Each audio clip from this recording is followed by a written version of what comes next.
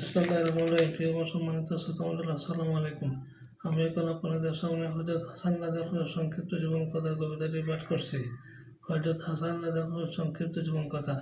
হযরত হাসান নাদাফ ছিলেন মহানবী সাল্লাল্লাহু আলাইহি ওয়াসাল্লামের পুত্র, হযরত আলী রাদিয়াল্লাহু আনহু ও হযরত ফাতেমা রাদিয়াল্লাহু আনহার জ্যেষ্ঠ পুত্র এবং ইমাম হুসাইন রাদিয়াল্লাহু আনহুর বড় ভাই, যিনি তাহার সৌন্দর্য, জ্ঞান, প্রধানতা ও মহানুভবতার জন্য পরিচিত ছিলেন এবং সুন্নি ও শিয়া উভয় মাযহাবে অত্যন্ত সম্মানিত।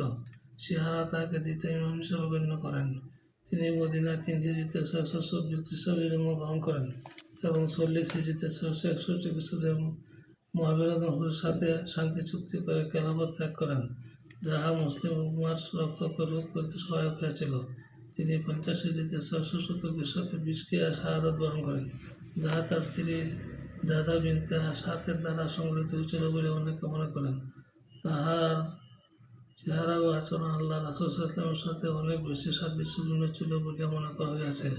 পিতার শাহাদাতের প্রতি তিনি খলিফা নির্বাচিত হন। তিনি ছিলেন প্রজ্ঞাবান ও জ্ঞানী। অভাবীদের প্রতি তাঁর প্রধানতা ছিল অসাধারণ। তিনি অত্যন্ত ধৈর্যশীল ও সহনশীল ছিলেন। জান্নাতুল বাকিতে তাহাকে দাফন করা হয়। তথ্যসূচক প্রিয় সম্মানিত শ্রোতামণ্ডলী, পরিশেষে আমি আপনাদেরকে আবারও সালাম জানিয়ে আমি আমার কবিতা এখানে শেষ করছি। আসসালামু আলাইকুম ওয়া রাহমাতুল্লাহি ওয়া বারাকাতুহু।